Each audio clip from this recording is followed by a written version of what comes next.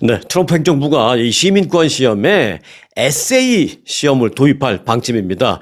이게 무슨 대학 논문, 뭐 대학 논술 시험까지는 아니더라도 이게 무슨 단답형 하는 것도 아니고 객관식도 아니고 또 주관식이라 하더라도 내가 그냥 뭐 사람 이름 하나 이렇게 쓰는 건 정도가 아니라 자세하게 내 생각을 영어로 써야 되는 겁니다. 에세이 시험. 온라인 매체 악시오스가 보도한 내용인데요. 이 국토안보부 산하 이민국이 미국 시민권을 취득하기 위한 시험을 더 어렵게 만들기 위해서 이 에세이 시험을 검토 중이다라고 밝혔습니다. 이민국의 조셉 애들러 국장은 신청자가 작성해야 하는 에세이 주제로 이제 예를 들어서 이 이민국 국장이 설명한 겁니다. 예를 들어서 이렇게 예를 들었습니다. 그 사람이 미국인이 된다라는 것은 당신에게 무엇을 의미하는가에 대해서 서술하시오. 이런 겁니다. 그리고 또 가장 좋아하는 미국 건국의 아버지는 누구이며 그 이유는 무엇인지 서술하시오. 이렇게 시험 문제를 낸다라는 것입니다. 이거는 뭐 영어를 잘하고 못하고도 문제가 될 수도 있겠고 또 갑자기 이런 걸 또 뭐 한국말로라도 서술하시오 그러면 이게 잘 안 나오잖아요. 내가 생각은 충분히 있어도 그게 그렇게 기술을 쫙 서술하는 게 쉬운 일은 아니거든요. 또 이게 우리가 또 학교 졸업한 지 또 오래되고 그러면 더더욱이 그렇죠. 그런데 이런 식으로 바뀐다라는 것입니다. 무엇에 대해서 서술하시오. 이렇게. 자, 이 애들러 국장은 현재의 시민권 시험은 너무 쉽다. 라면서 단순히 정부 기관의 명칭을 뭐 쓴다거나 주지사 이름을 쓰시오. 당신이 살고 있는 그 주의 주지사는 누구요? 뭐 캘리포니아는 뭐 개빈 뉴섬. 이름 하나만 딱 쓰면 되는데 그게 아니고 개빈 뉴섬 말고 그러면 그 주지사 에 대해서 뭐 당신이 알고 있는 대로 쓰시오. 뭐 이런 것으로도 바뀐다라는 것이죠. 자, 그래서 그렇게 단순히 뭐 사람 이름 하나 쓰고 정부 기관 명칭 하나 쓰고 이런 것은 정말 충분하지 않다라면서 시민권 신청자가 미국 헌법에 진정으로 또 미국에 대해서 진정으로 애착을 갖고 있는지를 제대로 이해하려면 더 많은 것을 시험을 통해서 물어야 한다. 이렇게 말했습니다. 그러니까 더 많은 것을 알기 위해서는 서술하시오. 이렇게 바뀐다라는 것이죠. 아, 시험, 이제 시민권을 뭐 많이들 갖고 계시죠? 갖고 계신 분들은 좀 괜찮겠습니다만 시민권 따려고 하시는 분들은 아주 이제 골치 아프게 생겼습니다, 이거. 에세이 작성 도입과 관련해서 이민국장은 이렇게 말했습니다. 기자들이 그럼 언제부터 그렇게 바뀝니까? 했더니 올해 안에 준비해서 빠르면 내년부터 변경된 시험을 실시하도록 하겠습니다. 라고 말했습니다. 혹시 시민권 따려고 하시는 분들 계시면 올해 안에 빨리 인터뷰 시험 보세요. 내년 되면 너무너무 어려워집니다. 또 뭐 100문제 중에서 10개 내서 6개 맞추면 되는데 그게 아니라 100문제 중에서 뭐 28개인가 내서 뭐 12개 맞춰야 돼. 이거 맞춰야 되는 그런 시험 문제도 늘어나고 또 단순한 시험 문제뿐만이 아니라 서술하시오. 이렇게 나오니까 굉장히 어려워지는 것만은 사실입니다. 지금 현재는 100개의 예상 문제 가운데 10개 문제를 내고 그중에서 6개를 맞추면 되죠. 뿐만 아니라 기본적인 영어 구사 능력도 뭐 일단 크게 평가는 안 하지만 앞으로는 이런 영어 구사 능력도 평가를 한다라는 것입니다. 뭐 서술하시오에서 서술을 할 수 있고 없고는 결국은 영어 구사 능력과도 연관이 되는 거니까 뭐 마찬가지이겠습니다. 그리고 이민국은 최근 들어서 시민권 취득 절차를 대폭 어렵게 하고 까다롭게 하는 조치를 잇따라 계속 발표하고 있습니다. 이민국은 아시다시피 지난달 22일 시민권 신청 심사 과정에서 또 이런 것도 밝혔죠. 신청자의 이웃이나 신청자의 그 직장 동료 등에 대해서도 그러니까 예를 들어서 뭐 제가 시민권 신청을 한다. 그러면 제 직장 동료들 또는 뭐 같이 일하는 사람들 아니면 뭐 교회 사람들 아니면 동호회 사람들 무슨 동호회 멤버 동료들 또는 이웃들 이런 사람 주변 사람들을 상대로 인터뷰를 해서 저에 대해서 물어본다라는 거예요. 이 사람 평소에 이 사람 뭐 반미 활동한 거 없냐 뭐 이런 것들 그런 주변 인터뷰 말이 좋아서 인터뷰지 주변 사람을 통해서 이 사람을 조사하겠다라는 것이죠. 그런 식의 또 방법도 이민국이 밝혔습니다. 앞서 또 심사 과정에서 이런 것도 얘기했죠. 훌륭한 도덕성을 평가하겠다라고 말했습니다. 근데 훌륭한 도덕성은 뭐냐 이거죠. 이제 SNS 활동 같은 거 그런 SNS 검열을 통해서 반미 활동 여부를 한 그런 것들 그리고 이제 살면서 미국에서 살면서 미국 사회에 어떤 해가 되는 그런 일들을 했는지 크던 작던 뭐 이런 거를 알아보겠다라는 것입니다. 옆집 이웃하고 뭐 취득 티격티격 다툰 일은 없는지 뭐 이런 거. 이게 무슨 범죄 기록에 안 들어갔다 하더라도 주변 사람들하고 인터뷰를 하다 보면 그 친구 뭐 기본적으로 착한데 가끔 보면 옆집에서 시끄러운 소리 나는 걸 못 참아서 옆집 이웃 주민하고 좀 싸우는 거 몇 번 봤습니다. 뭐 이런 것도 다 일일이 조사를 하겠다라는 것입니다. 그래서 문제가 안 될 사람에게만 아예 시민권을 그렇게 주겠다라는 것입니다. 자, 바이든 행정부 때 바이든 대통령의 그 임기 마지막 해에 그때 이제 그게 이제 지난해였죠. 2024년. 그때는 몇 명이 미국 시민권을 받았냐면 81만 8천 명이 받았습니다. 그런데 그로부터 4년 전인 지난 2020년에 그때는 이제 트럼프 행정부의 마지막 해였잖아요. 그때는 그러니까 작년보다 한 20만 명 더 적은 62만 5천 명밖에 시민권을 받지 않았습니다. 그러니까 이게 한번 상대적으로 우리가 비교해 볼 수 있는 것이죠. 자, 시민권 혹시 따려고 준비하시는 분들은 서둘러서 올해 안에 좀 인터뷰나 시험을 빨리 볼 수 있도록 좀 그렇게 추진하시기 바라겠습니다. 트럼프 대통령은 미국의 공립학교에 기도하는 시간, 기도 시간을 다시 도입하겠다라고 밝혔습니다. 여기서 중요한 게 이제 다시 도입이라는 표현인데요. 과거에는 미국에 이제 있었습니다. 그런 게. 그런데 이제 어느 순간에 이제 못하게 되어 있다가 지금 이제 다시 도입한다라는 것입니다. 자, 스토리는 이렇습니다. 트럼프 대통령은 이 같은 내용으로 해서 공립학교에서의 기도를 보호하는 지침이라는 것을 마련할 계획이다라고 밝혔습니다. 그러면서 연방교육부에 공립학교에서, 사립학교는 뭐 건드릴 수 있는 권한이 없으니까 공립학교에서 일정 시간에 다 같이 기도를 할 수 있는 그런 여러 가지 뭐 법적이든 그런 제도적이든 그런 장치를 검토하라라고 연방교육부에 이미 지시를 내렸다라고 밝혔습니다. 미국에서는 1960년대 연방 대법원의 판결에 따라서 공립학교에서 공식적인 기도나 성경 공부가 그 전에는 있었지만 그때부터 금지됐습니다. 왜? 미국이 이제 뭐 자유민주주의 국가인데 아무리 공립학교라고 해도 종교의 자유가 있는데 모든 학생들 어떤 종교를 믿는지도 모르고 모든 학생들 다 그냥 큰 강당에 모아놓고 다 같이 기도를 시킨다라는 것은 이것은 종교의 자유에 어긋나는 행위다라고 해서 1960년대 이게 없어졌습니다. 공립학교에서 기도하는 게. 그런데 이제 그걸 다시 도입하겠다라는 것입니다. 수정헌법의 그 정교 분리, 정치와 종교는 분리되어야 된다는 그 원칙에 위반된다라는 그런 그 지적이 계속 있는데 그럼에도 불구하고 트럼프 대통령이 이제 이 연방교육부에 지시를 내렸어요. 방법을 찾아봐 이런 거죠. 네. 트럼프 대통령이 언급한 그 공립학교에서의 기도 시간 보호 지침이라는 것이 구체적으로 뭐 어떤 형태인지는 뭐 벌써 아직은 알려지지 않았습니다만은 우리가 한번 생각해 볼 수 있는 게 이런 겁니다. 최근 그 루이지애나 주나 또는 이제 아칸소 주 등에서 일부 이제 주에서 도입된 게 있어요. 뭐냐면 종교적 상징물 반입 허용 이라는 게 있습니다. 뭐 기도 시간하고는 좀 다른 얘기긴 합니다만은, 그러니까 이게 예를 들면 이제 성경책 같은 거 그런 거를 허용했어요. 최근에 그런 것과 비슷한 케이스로 그러면 기도도 허용해봐. 이제 이런 검토를 하겠다라는 것이죠. 성경책을 학교에 가지고 가도 뭐 된다라는 그런 판시였는데 이를 계기로 학교에서 아예 옛날처럼 기도 시간을 공식적으로 만들겠다라는 지금 추진이 지금 연방교육부를 중심으로 되고 있다라는 그런 얘기입니다. 세상이 많이 지금 바뀌고 있죠. 네. 그리고 참고로 트럼프 대통령은 이제 그 모친한테 물려받은 성경책이 있어요. 그 성경책을 갖고 지난 첫 번째 임기 때도 그렇고 이번에 두 번째 취임식 때도 거기다 손을 얹고 이제 취임식 선서를 했거든요. 이제 그러나 이제 뭐 더 이상 취임식 할 일은 없잖아요. 그래서 모친한테 물려받은 그래서 내가 취임식 때 사용했던 이 성경책을 기증하겠다.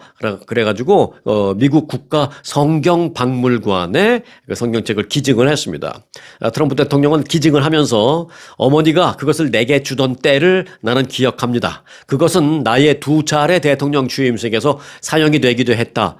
그것이 이제 우리나라 수도의 중심부 바로 이곳 즉 워싱턴 DC에 전시될 것이다라고 생각하니까 정말 영광이다라고 말을 했습니다. 네, 한국 정부가 조지아주 이민단속국 구금시설에 있는 그 한국인 300여 명 그들에 대한 면담을 이제 다 완료했습니다. 그래서 한국으로 귀국할 것이냐 그런 출국 동의를 위한 절차를 이제 시작한다라고 밝혔습니다.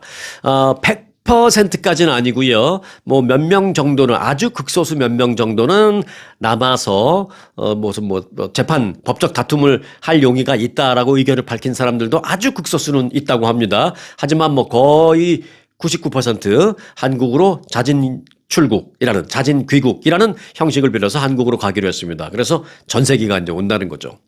워싱턴 총영사관의 조기중 총영사는 어제 오전 폭스턴 구금시설을 다시 방문한 뒤에 희망하는 모든 분들은 다 만나봤다. 단체로도 만나고 개인적으로도 다 만나봤다라면서 이제 면담이 다 끝났다. 이제 마지막 행정 절차만 남았다라고 말했습니다. 조기중 총영사는 자진 출국 희망자와 또 잔류 희망자 그 숫자에 관해서는 현재 정확하게 말씀드리기는 어려운 상황이다라면서 나중에 적절한 시점에 말씀을 드리겠다라고 말했습니다.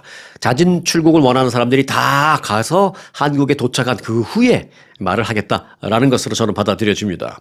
조기중 총영사는 많은 인원을 한꺼번에 전세기에 태워서 한국으로 보내려면 여러 가지 해결해야 할 행정적 그리고 기술적 상황이 많이 있다라고 말했습니다. 사람이 300명이 넘으니까 이게 빨리 모든 걸 다 끝내기는 쉽지는 않죠. 그래서 좀 시간이 걸리는 겁니다. 기본적으로 미국 정부와 협의는 다 끝났어요. 일일이 면담해서 한국으로 자진 출국을 원하는 사람은 자, 지금 이후에는 다 데려가도 좋습니다라고 합의는 끝났습니다. 근데 이제 사람이 워낙 많으니까 그거를 일일이 다 완벽하게 끝내기 위해서 조금 시간이 하루 이틀 필요해서 이제 내일로 예정이 되어 있는데 완전히 뭐 최종적으로 컨펌 됐다라고 보긴 좀 그래요. 내일로 예정이 되어 있지만 수요일 조금 유동적일 수도 있다. 변경될 수도 있다. 이제 그렇게 입장을 밝히고 있습니다. 이들은 지난 4일 단속이 있던 날 이제 다 체포돼서 구금돼서 지금까지 이제 5일 닷새간 구금 상태에 있는데 하루라도 빨리 가고 싶다라는 그런 의사를 다들 밝히고 있습니다. 자, 자진 출국을 희망하는 직원들은 전세기 그 플로리다 잭슨빌 국제공항 구금시설에서 차로 한 50분 정도 떨어져 있대요. 이 공항이. 그래서 잭슨빌 국제공항으로 이동해서 그곳에서 이제 곧바로 한국으로 전세기니까 뭐 어디 경유하고 그럴 것도 없죠. 바로 한국으로 다이렉트리 가게 될 예정입니다. 자, 그런데 조지아주 현대 배터리 공장에서 체포 후 구금된 우리 한국인 직원들, 그분들, 이민 당국의 단속과 갑작스러운 구금에 매우 당혹스럽고 또 일견 불쾌한 심정을 토로하고 있는 것으로 전해졌습니다. 직원들을 면담하고 나온 한 LG 협력사의 관계자는 기자들과 만나서 이렇게 말했습니다. LG의 협력사 관계자니까 상당히 이제 기술 인력입니다. 이제 어찌 보면 고급 인력이죠.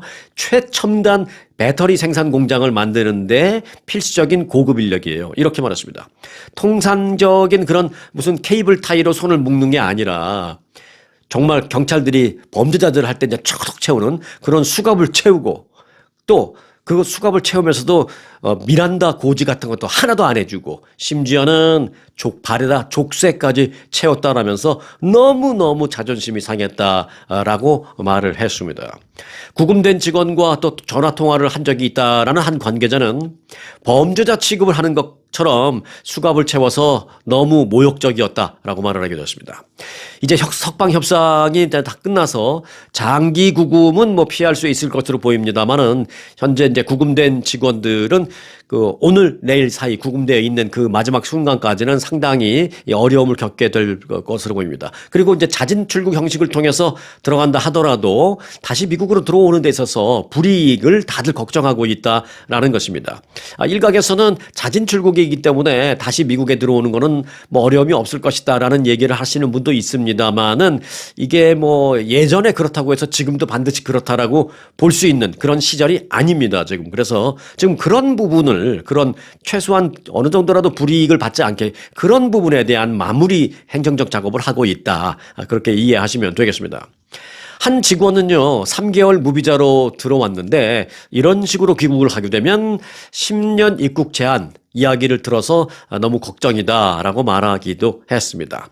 B1, 즉 단기 방문 비자. B1은 뭐냐면 이제 와서 비즈니스 우선 미팅이나 또는 계약 이런 거 하고 빨리 들어가야 되는 거예요. 여기서 뭐 사업체를 운영하거나 사업체 운영하는 사람을 도와서 내가 뭘 한다거나 그런 걸 하면 안 되고요. B1은 와서 계약서 사인하러 온다거나 미팅하고 돌아간다거나 이런 건데 그런 B1 방문 비자를 받고 와서 이렇게 막 일을 했기 때문에 내가 문제가 될 수 있다는 건 나도 스스로도 너무 잘 알고 있다. 그래서 자진 출국을 선택했지만 다시 미국에 들어오는데 문제가 있을 것 같아서 그 부분이 너무 불안하다라고 말하고 있습니다. 그런데 이제 이런 부분은 개인적으로도 상당히 이제 우려를 하고 있습니다만은 이게 현대나 LG나 뭐 다들 마찬가지 회사 차원에서도 엄청나게 걱정입니다, 이게. 왜?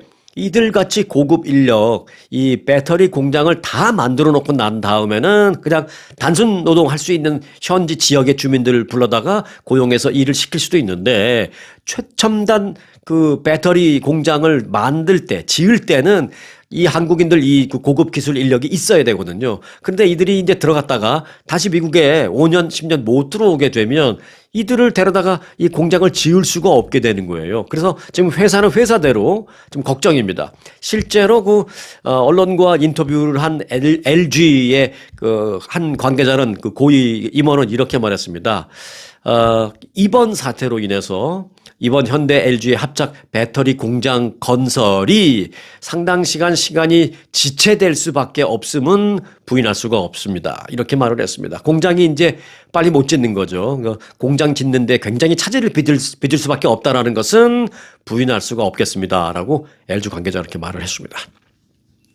자, 조지아주 이민당국에 구금된 한국인 근로자들과 관련해서 크리스티 노엄 국토안보부 장관은 대부분 출국 명령을 무시한 이유로 구금이 된 것이며 몇몇은 소수지만 범죄 활동과도 관련이 됐다라고 말했습니다. 그런데 이게 뭐 몇몇이라고 말하는 게 꼭 뭐 한국인을 말하는 건 아니에요. 475명 중에서 한 315명 정도가 한국인이었고 난코리안 현지 지역 주민 뭐 히스패닉 애들 이런 사람들도 한 150명 이상 되거든요.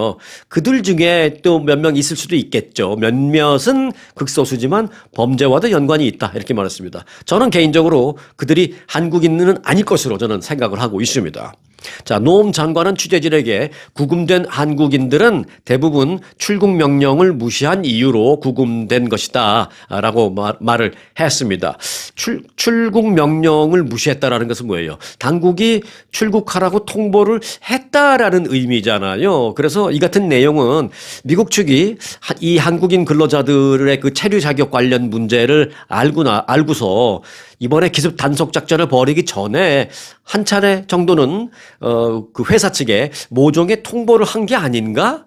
그런데도 회사가 그냥 무시하고 있다가 이런 일을 당했나? 이런 생각도 하게 되는 것입니다. 그래서 한번 요건 우리가 좀 들여다볼 필요가 있겠습니다. 만약에 그렇다면 현대 LG 이 회사 차원에서도 잘못이 매우 크다.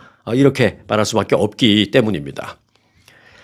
자, 트럼프 행정부의 이 마구잡이 강경 이민 단속으로 인해서 이 미국 곳곳에 거주하는 이 한국인이 아니라, 그러니까 한국 국적자들이 아니라 그냥 교민들, 우리 미주 한인들이 상당히 더불어서 덩달아 불안에 떨고 있다. 플러스 불안한 그런 게 아니라 하더라도 경제적인 타격으로 어려움을 겪고 있다. 이런 그 분석이 지금 나오고 있습니다. 이제 미주 한인들 얘기를 좀 해보겠습니다. 그동안 미국에서 성실하게 생활을 하면서 뿌리 내리고 살고 있고 또 미국 경제에도 적지 않은 기여를 해온 정말 모범적인 미주 한인들은 최근 한국 기업이 막대한 규모의 미국 투자를 약속했는데도 불구하고 미국이 한국인과 미주 한인들을 상대로 이렇게 대대적인 단속을 벌인 것에 대해서 상당히 내심 서운한 감정을 숨기지 않고 있다라는 것입니다. 이민 당국은 지난 3일 오전에 LA 한인타운 중심가에 있는 한 세차장을 급습해서 불법 체류자 직원 5명을 체포해 갔습니다. 여기도 막 헬기 뜨고 경찰차 몇 대 오고 막 굉장히 무슨 범죄 그 장소를 경찰이 수사하듯이 막 그렇게 급습을 했습니다. 완전히 한인타운 한복판이에요. 올림픽길이라고 하는 한인타운 그 메인 스트리트에 있는 그 세차장입니다. 올림픽 세차장이라고 이름도 길 이름하고 똑같아요. 당시 한인들은 뭐 직접적인 영향, 체포된 사람은 없었지만 다 히스패닉계 직원들이라 그렇지만 이제 중무장한 단속 요원들이 한 20여 명 가까이 들이닥쳐서 급작스럽게 이 한인타운에 들이닥치면서 이 일대에 있던 다른 비즈니스 업소들도 완전히 그 오전 내내 그냥 뭐 사람들이 안 오는 거예요. 무슨 큰일 났는지 알고 막 수십 대 경찰차가 막 있고 그러니까 그 세차장뿐만이 아니라 그 인근에 있는 한국 식당도 있고 무슨 카페도 있고 비즈니스가 많거든요. 한인 비즈니스가 그 옆에는 다닥다닥 붙어 있어요. 그 세차장 바로 길 건너에는 청기화 식당이라고 하는 아주 한 40년 넘은 오래된 식당도 있고 그러는데 전부 다 막 그날 오전 장사는 망쳤죠. 또 주위에서 사람들은 사람들대로 놀랬죠. 이 세차장은 그런데 한인타운 한복판에 있는 것으로 지역사회에서 누구나 다 아는 아주 중요한 장소입니다. 그리고 저도 그 세차장에서 여러 번 차를 닦아본 경험이 있습니다. 그런데 이런 사업장이 표적이 되면 커뮤니티 전체에 영향을 미치게 된다라는 게 참 그 부분이 좀 걱정스러운 그런 부분입니다.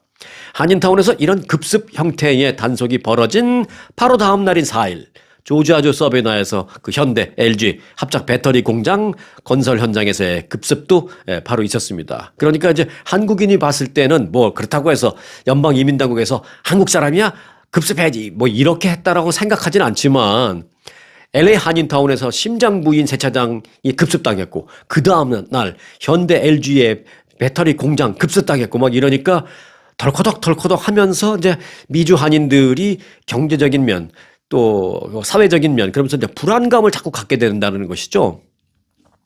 한인과 한국인들의 경제활동 현장이 잇따라 이렇게 이민당국의 타겟이 되자 한인사회에는 공포와 불안감 그리고 경제적인 우려감이 높아지고 있는 것입니다. 미국에서 수년간 주재원으로 일해온 한인 A씨, 이분은 이제 한인이라기보다는 한국인이죠. 한국 국적을 갖고 미국에 와서 주재원 비자로 일을 하고 계신 분이시니까 그냥 미국에서 일을 하시는 한국인이라고 말씀드릴 수 있죠. 자, 한국인 A씨는 미국에서 사업체를 운영하는 주변의 한인들이 나 주변의 한인들을 많이 알고 있는데 이제 그 주변의 한인이라는 것은 이제 미주 교포들을 말합니다.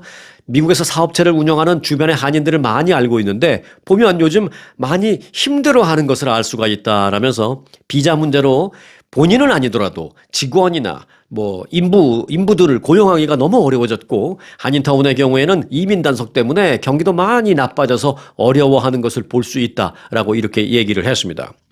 실제로 최근 한인타운에서는요, 불법 체류 신분인 그 종업원들이 단속이 무서워서 아예 출근하지 않고 있어요. 식당에 뭐 좀 서두른 일 같은 걸 좀 죄송합니다만은 그런 일을 해줘야 되는 또 많이 하고 있는 그런 히스패닉의 종업원들 많이 있거든요. 그 중에 뭐 대부분 착한 종업원들이 많습니다. 그런데 이분들이 그 체류 신분이 확실하지 않은 경우가 또 좀 많잖아요. 그러니까 이 무서워서 안 나오는 거예요. 그러니까 식당에 갑자기 그 버스보이 할 직원이 없고 또 뭐 좀 짐 좀 날라줘야 될 직원이 갑자기 없고 뭐 심지어는 죄송합니다만은 주방 안에서 설거지 열심히 해줘야 계속 음식을 만들어 나가는데 설거지 해줘야 될 이 직원이 안 나오네. 뭐 이러니까 식당은 식당대로 비즈니스가 제대로 운영 안 되는 겁니다. 근데 그게 꼭 식당뿐만이 아니라 예를 들면 그렇다라는 것입니다. 그래서 어쩔 수 없이 비즈니스 문을 닫는 한인 업체들도 요즘 속출하고 있습니다.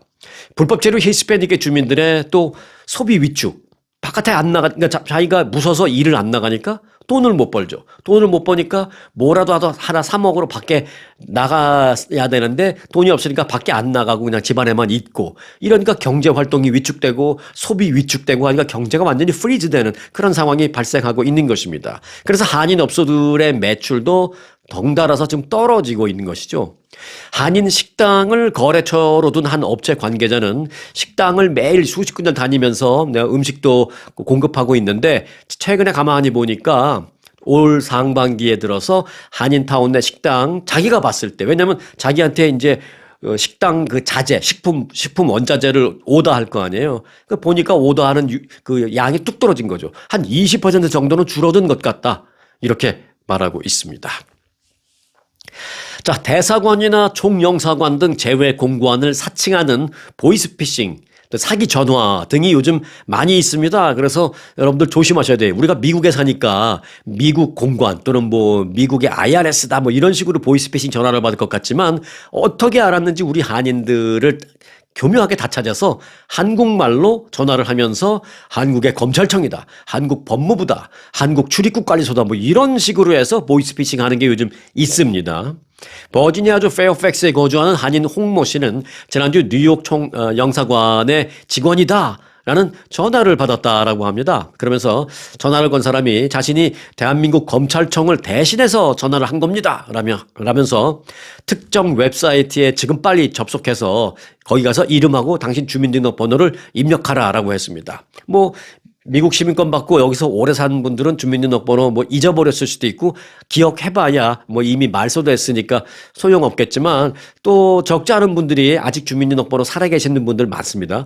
그러니까 또 무슨 일이야 이제 가슴이 덜덜덜 떨려서 이제 얼떨결에 가슴이 떨리고 그러다 보면 얼떨결에 이걸 평소 같으면 그런 거에 속았단 말이야 라고 생각할 수 있는 그런 순간 자기도 얼떨결에 순식간에 속는 경우가 많이 있습니다.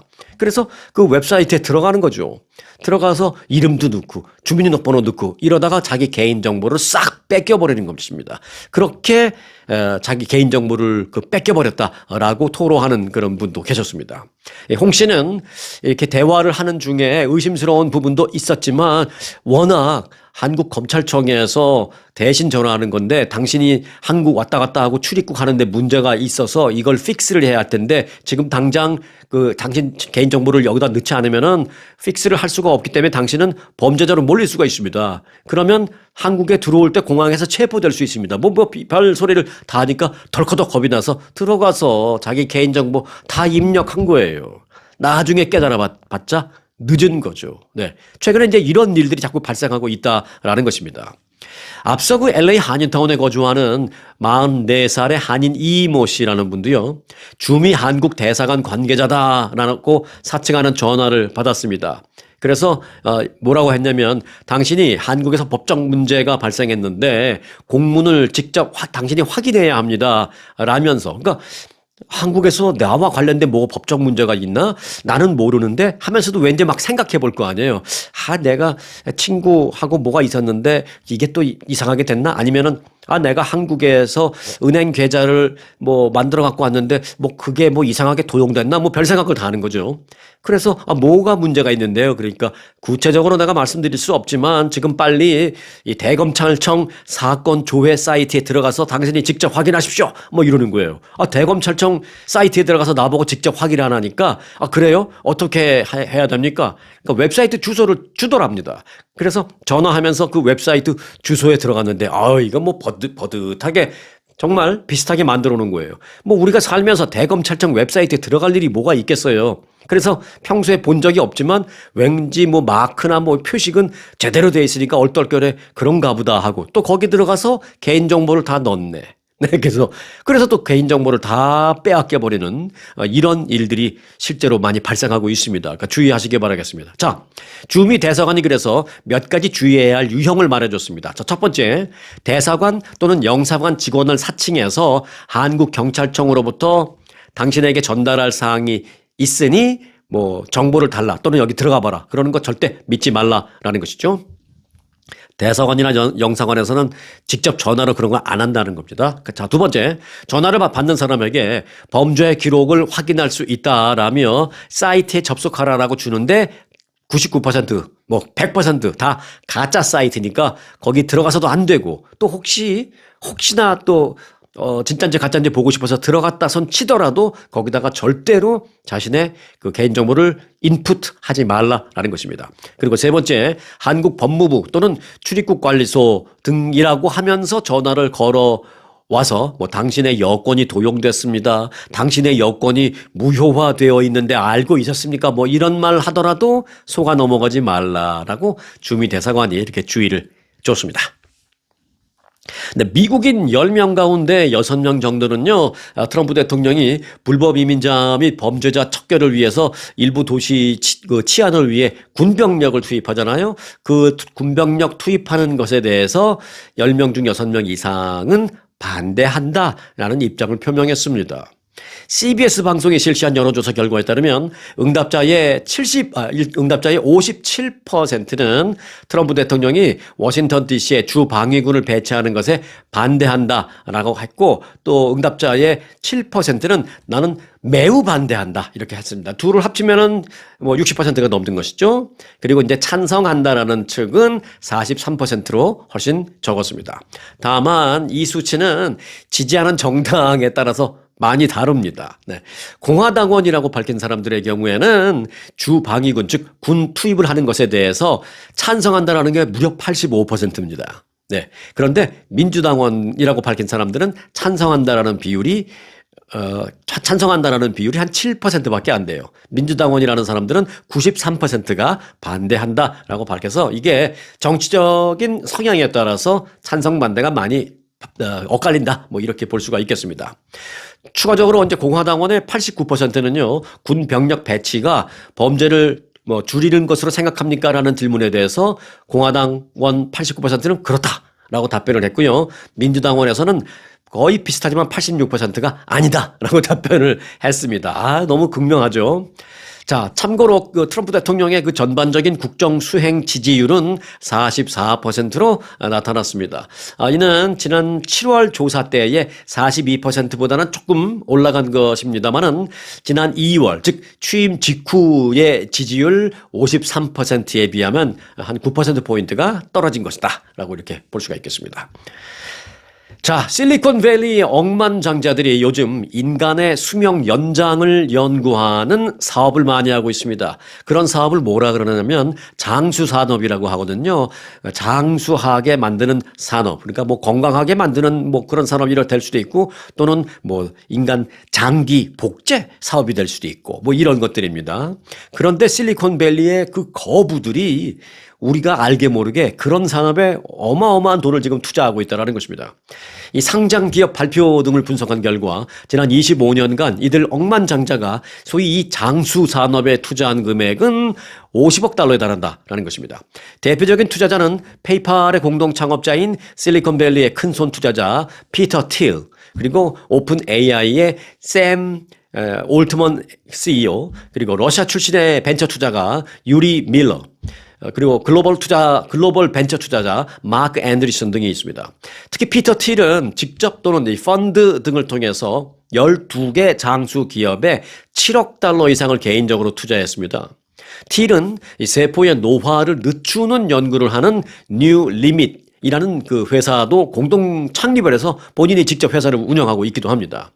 또 이제 오픈 AI, 요즘은 이제 AI가 대세잖아요. 그런데 이 대세인 산업을 창업한 오픈 AI 창업자 샘 올트먼은 AI가 대세도 맞지만 또 추가적으로는 장수 산업에 노인 산업이 또 대세다 이렇게 생각해서 장수 산업에 투자를 하고 있는데 샘 올트먼은 스타트업 기업인 그 레트로 바이오 사이언스에 1억 8천만 달러를 개인적으로 투자했습니다. 이 기업은 노화 세포를 재생시키는 그런 신약 개발을 목표로 하고 있는 그런 회사입니다. 이들 회사가 다 이 목표대로 이 연구를 성공적으로 이끌어내면 진짜 오래 사는 일이 더 빨라질 수 있습니다. 또 건강하게 오래 사는 게 세포 노화를 방지하고 이러면 늙는 것도 훨씬 늦춰지고 아프지도 않게 되고 뭐 이런 거죠. 자, 장수 산업은 현재 미국 내 200여 개 그 스타트업 기업과 비영리 단체 약 1000명의 투자자 등등으로 얽힌 지금 거대한 네트워크를 이미 형성하고 있다라고 했습니다. 1000명의 그 투자자들이 대부분 큰 손들입니다. 이들 스타트업은 지난 25년 동안 모은 자금이 어마어마한데 여기에 이제 억만장자들뿐만 아니라 SNS 인플루언서, 또 유명한 과학자, 또 세계적인 의학자, 그리고 유명한 배우 등들도 이 산업에 뛰어들고 있습니다. 이들 투자자 중에는요, 개인적인 이유로 이 장수 산업에 뛰어드는 투자자도 있습니다. 한 예로 이 비옴 라이프 사이언스라는 스타트업을 창업한 나빈 자인이라는 사람은 부친을 췌장암으로 잃었거든요. 그래서 부친을 그렇게 잃은 후에 맞춤형 건강 검사와 영양 보충제를 개발하는 회사를 세우고 부가적으로 췌장암을 초기에 진단해서 정말 치료가 가능하게끔 하는 그런 연구를 하는 그런 회사를 세우고 본인이 개인적으로 3천만 달러를 투자했습니다. 그는 노화를 피할 수 없는 그런 현상이 아니라 노화를 우리의 선택사항으로 만들고 싶다 이렇게 말했습니다. 근데 뭐 이걸 선택 안 할 사람이 어디 있어요. 다만 이제 돈이 많으면 더 많은 걸 누릴 수도 있고 돈이 많이 없으면 뭐 많이 누릴 수는 없겠지만 노화를 그냥 우리는 어쩔 수 없이 다 누구나 받아들여야 되는 그런 현상이 아니라 선택사항으로 만들고 싶다. 이렇게 말했습니다. 꿈 같은 얘기죠. 젊음을 계속 유지할 수 있는 그런 기술을 AI를 이용해서 개발하겠다라는 것인데 지금 여러 가지 추세로 보면 그렇게 먼 미래의 얘기가 아닙니다. 정말 한두 해가 지나면 확확 달라지는 또 뭐가 나올 것 같고 또 3, 4년, 4, 5년이 지나면 또 우리가 생각하지 못했던 획기적인 또 뭐가 금방금방 나올 것 같고 이 AI가 인볼브가 되면 지금까지 우리가 생각했던 그 어떤 개발 기간 이런 게 굉장히 획기적으로 단축될 수 있기 때문에 정말 먼 미래가 아니라 당장 우리의 얘기로 끌어당겨 올 수 있는 게 이게 바로 AI입니다. 그러니까 이제 돈 있는 억만장자들이 AI 산업에 투자하고 장수 산업에 투자하고 여기다 딱 투자해 놓고 있는 거죠. 네. 자, 오래 살고 싶은 욕망은 누구나 있는 거니까 이 장수 산업이 앞으로 유망한 산업이 될 거라는 건 뭐 의심의 여지가 없습니다. 오죽하면요.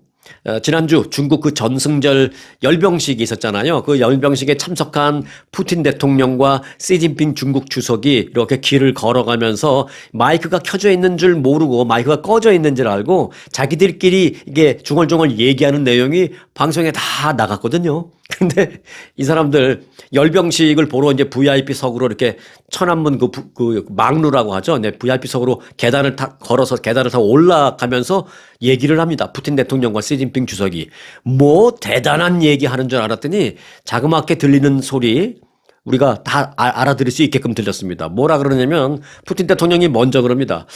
앞으로는 장기 복제 산업 췌장이나 간 이런 걸 장기를 복제하는 산업과 기술이 발달해서 장기를 계속 복제해서 계속 교체하면서 살면 영생도 가능할 겁니다. 이런 말을 해요. 푸틴 대통령이. 그랬더니 시진핑 주석은 그 얘기를 듣자마자 150살 정도까지 사는 것은 우리 시대에는 충분히 가능한 일일 겁니다. 150살까지는 어렵지 않을 겁니다. 이렇게 말하면서 받아치는 그런 대화가 다 들렸습니다. 이 사람들 나중에 마이크 켜져 있는 걸 나중에 알았는지 모르겠습니다만은 그 얘기할 때는 이제 몰랐던 거죠. 마치 무슨 진시 황제가 살아난 것 같은 그런 느낌이 들 정도로 오로지 자기들 오래 살 궁리만 하는 그런 대화를 정말 들을 수 있었던 것입니다. 수많은 병사들은 그렇게 전쟁터로 내보내버리고 본인은 영생 장기 복제 계속 해가면서 영생하겠다라는 그런 대화를 나누는 거 보고 참 답답하고 참 자괴감이 들고 안타깝다라는 생각이 들기도 했었는데 자, 이들이 이렇게 쏙닥거리는 내용은 꺼지지 않고 켜져 있던 마이크를 통해서 전 세계 사람들이 다 듣고 있었습니다. 자, 영생을 노리는 것까지는 아니어도요. 살아가는 동안에는 그래도 가능한 한 건강한 게 중요하죠. 자, 오늘도 스트레스 받지 마시고요. 스트레스 프리한 그 하루 되시기 바라겠습니다. 오늘 영상 마칩니다. 달이 떨리기 전에 세계 일주 아프리카 두바이 관광은 아주가 아주 잘합니다. 차원이 다른 시그니처 귀족 여행 아프리카 투어, 환상의 두바이의 레이저빔과 분수쇼, 에어컨이 나오는 차량으로 모시는 빅5 사파리 투어, 초특급 사파리 라지 호텔에서의 편안한 휴식, 행운, 희망, 평화를 상징하는 쌍무지개가 뜨는 빅토리아 폭포. 아주 투어가 당신을 귀족으로 모시겠습니다. 40주년 기념 확장 이전 특별 프로모션, 아주 좋은 아주 관광.